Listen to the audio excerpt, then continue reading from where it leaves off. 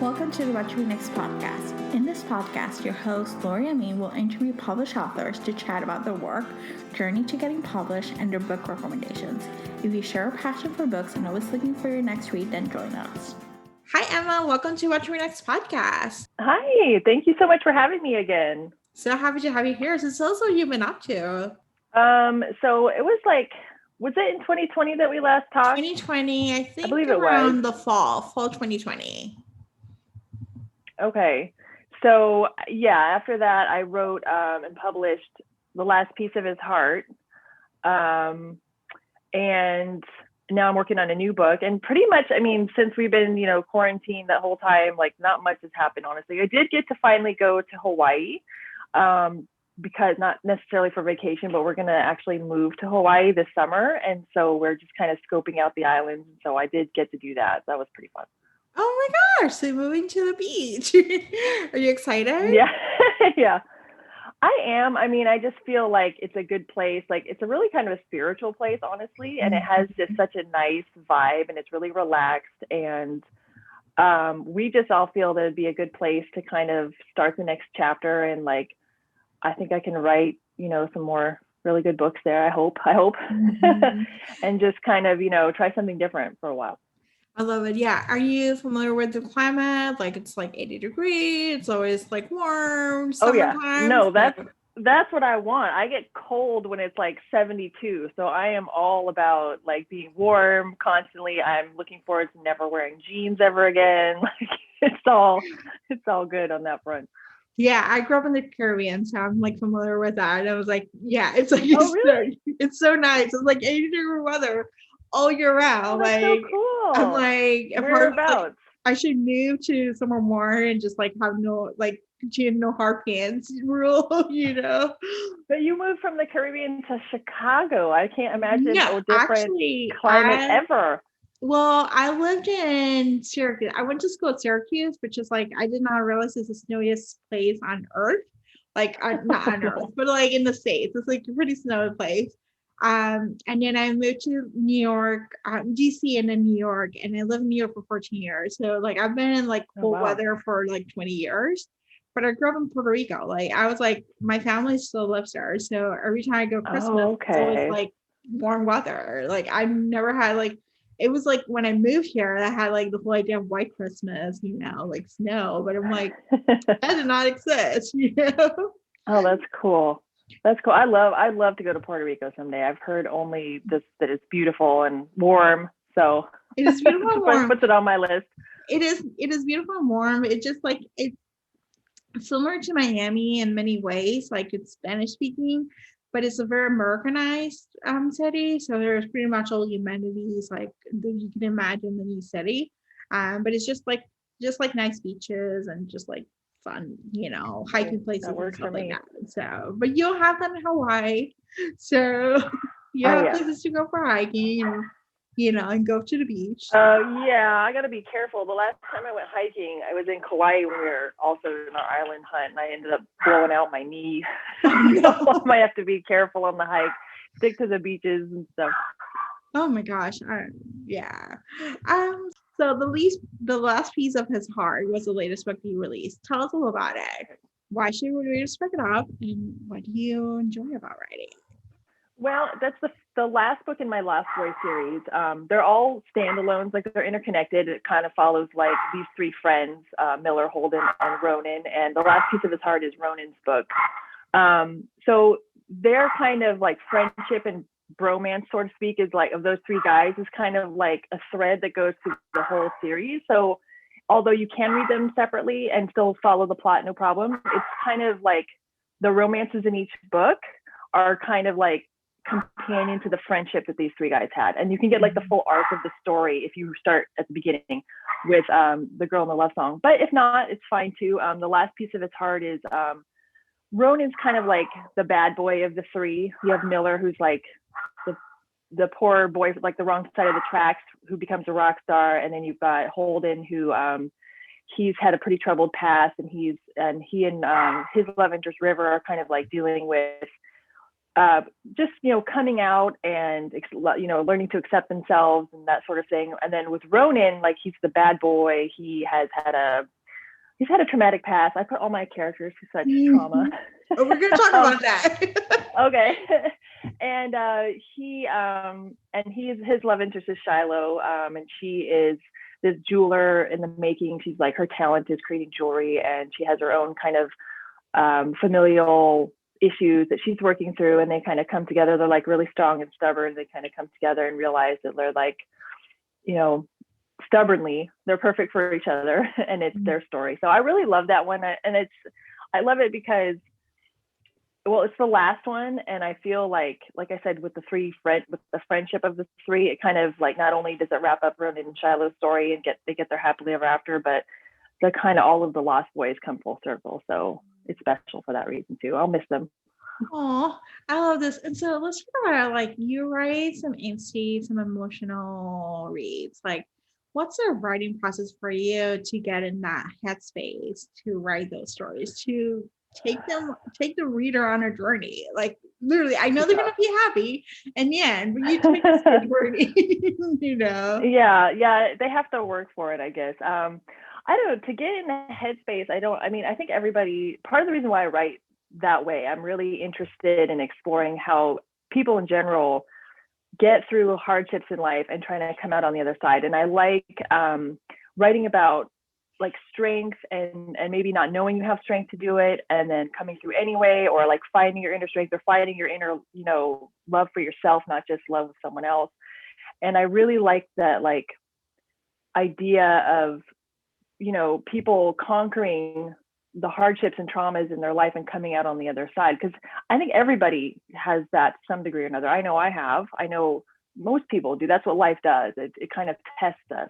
And so I like writing about characters who are tested and who don't cave under that, and who come out the other side, and who, like, learn through loving someone else. They don't, like, fix each other, these characters, but the love that each one gives the other helps boost them and gets them through.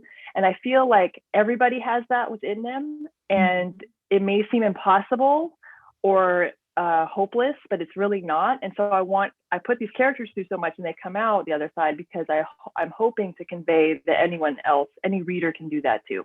That if, like, these guys go through such, hard stuff and come out, anyone else can too. It's just about, like I said, finding that inner strength, and not even finding it, but just knowing it's there, believing that it's there. So I think that's what I've been saying with all these heavier topic books.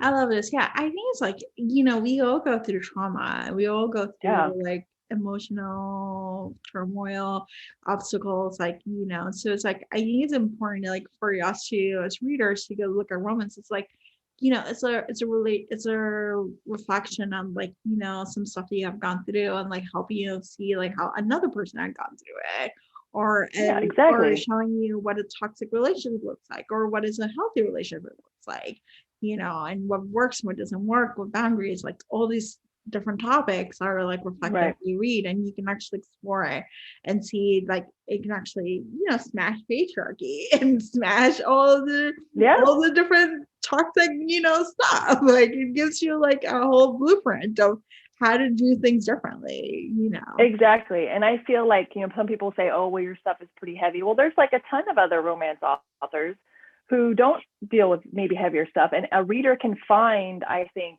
the kind of love story that they want to experience. And it could be like, one day it's a light, fluffy rom-com. The next day they want to go a little darker. The next day they want, something that I've written or something. And it just kind of is like what you're saying. It's, the love is such a universal thing that all humans experience. And, like, to see these different stories and to go through these different stories, I think it's just a reflection of, like, humanity in general. So when people diss romance novels, I get all mad, because that's like, we're showing, like, and revealing and writing really in depth about the strongest energy basically there is in the world. So there.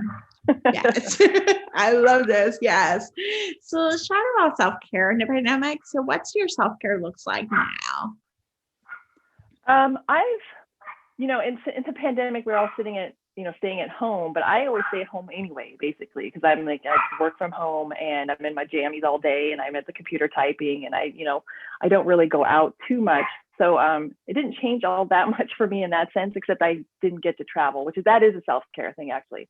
I love traveling. I love like going to book signings and meeting my readers in person and talking to them and getting hugs and giving hugs and telling them thank you for all you do. And so that sucked, not having been able to do that. But at home, the Peloton is my self-care thing. I mean, I talk about it so much, people probably think I'm like getting paid, but I'm not. I swear. I just love it. It's just such a great way to get exercise. I don't have to leave the house. I don't have to, worry about, oh, I'm at the gym and what are people going to say, blah, blah, blah, all that crap. You just get on, you ride, and the instructors are amazing. And they're like, it's like therapy and motivation and exercise all in one. So that's my key thing. If I didn't have my bike, I'd be not a happy camper. So I got a bike recently too. So I got a You did? I did. Awesome. I did. I used to spend in New York, and I was like justified. It's like it's cheaper than spinning in a group studio. So I was like, and I can do it as many times as I want. Just, and you don't have to worry about like traffic or weather or anything. It's like I just love it. Oh, that's awesome. Who's your favorite instructor? So I'm still trying to figure out. I like when Cody goes on tangents about Britney Spears and like JT and JT. I love Cody so much. He's like one of my top guys. I just adore him. He is. I actually, because I live in New York, I used to take the actual studio classes. Cool. Back in the day, I was in the studio audience. Like there should be there's probably some old school this is like a few years ago. Classes I'm gonna totally look for you. So I'm gonna go back in the catalog and try and find you. Yeah, I have to look for it. But yeah, I was like, it's funny enough. Like I'm like, because it was one of the few studios that offer free shoes, and that was the reason why I took the classes, because I was like, most of the classes it adds up, like it's $40 plus the shoes, plus the water, plus this, and I'm like, free shoes. I'm like, count me in. So I have an affinity for Peloton because it was like free shoes. But I like Ali Love. I like her. I took an Japan class and I was like dying. So I feel like it's a little too hard for me yet, but I just need some more practice for it. There's definitely different instructors for what you're in the mood for or what you feel like you can handle that day, for sure. Like if I'm feeling tired, I don't do Robin. I know she's going to kick my ass. And like Allie's kind of tough. Jess King is one of my faves. I love her. She's a therapist. 100%. She's a therapist. She's like spiritual. Like I think she reminds me of that, like self-help, spiritual, guru, like you still. And like I go for that vibe, and I follow like a lot of fitness instructors and are taking their classes because I'm like, I get my spiritual food thanks to you. Totally do. It's like going to church. And I think it's like amazing the different kind of motivations that you can get from them. I totally agree. And I think their only flaw was in their marketing, not conveying how amazing their instructors are, and trying instead to go for the home fitness angle, which is fine, but you get so much more than that. So, I love Peloton. Cheers to Peloton. Yes. Oh my gosh. Yes. It's all about Peloton. What's your favorite trope to write? My favorite trope. Gee, that's a good question. I've been thought about it too, and I'm like, I don't know if I can name it, or like, I guess friends to lovers that I seem to write a lot of, but not like where that's kind of obvious. I don't know. I like that. I'm not a fan of like enemies or bullies or anything like that. I kind of tend to stay away from that. I don't know. I just sort of like heavy. I think you're like you have like a niche of heavier topic, like more like it's gonna make me cry. It's gonna make me feel the feelings. I think that's probably like I'm okay with that. Yeah, I'm okay with that. I think that's your niche. Yeah. I think this next one though, the one I'm currently writing, I think it is probably gonna be slightly lighter. I think, and I can't talk too much about. I don't want to talk too much about it because I want to kind of keep that. It's different. It's way different than anything I've written so far. Mm-hmm. I definitely think it's on the lighter side, but I was thinking, maybe I'll write a rom-com, and then we could not go there. We tried, so it's a lighter version of what I do, but not quite a rom-com. I think someday maybe I'll try a rom-com, but I don't know, I'm not in headspace for that yet. Yeah, I think you just have to be in the headspace, and like if you're comfortable just being in that space and you're bringing something to the reader that they're looking for, you have an audience that are like looking for that book, and so Yeah. it's okay. Like if you're not in the headspace for a rom-com, like it can be fine if you're just like you just take a lighter load as opposed to being like a heavier load, and sometimes you're in the space for a heavier load and you just a heavier load. Exactly.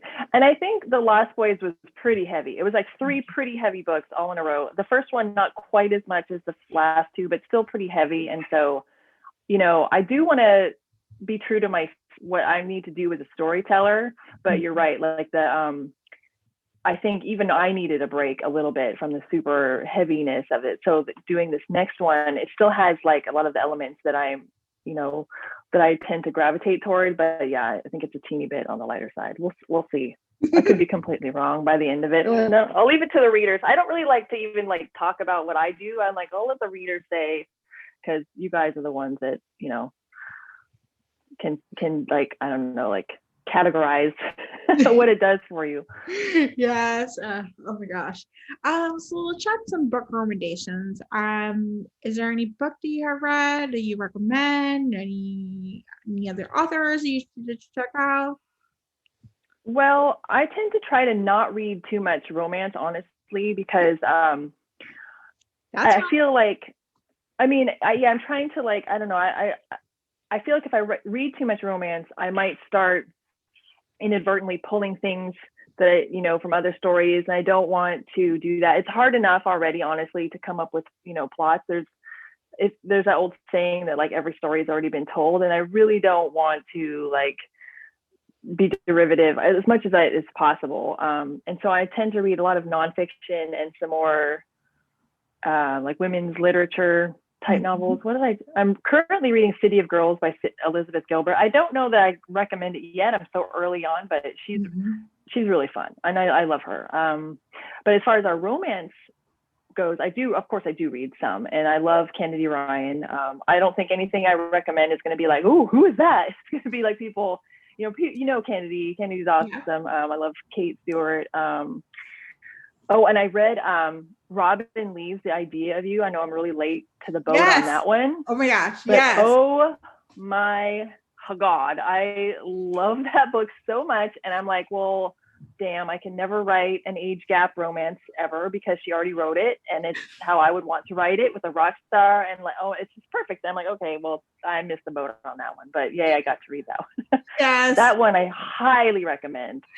I agree with the of you. I feel like that's like book, like it's not a romance, it's a love story, whatever it is, but it's just so good. It's like Harry Styles fan fiction, like world traveler, like the age gap, the angst about it. Oh, so it's just perfect. And it's just perfect because the heroine is exactly believable. There's no other heroine who would a young, hot, rich rock star is going to fall for, if not someone who's sophisticated and has the ability to travel like he does, and has her own money and has her own independence. Like, I don't know. I thought it was just so well done. So well done. Yes. I feel like this conversation has been all about like angsty romance, like, and stuff, but we've been talking about like things that I'm interested in, like Peloton, Idea of You. We're just like, oh, we'll leave all that. Yeah, like let's talk about like the other stuff that makes you like fun, so totally. So tell us where you can find you online.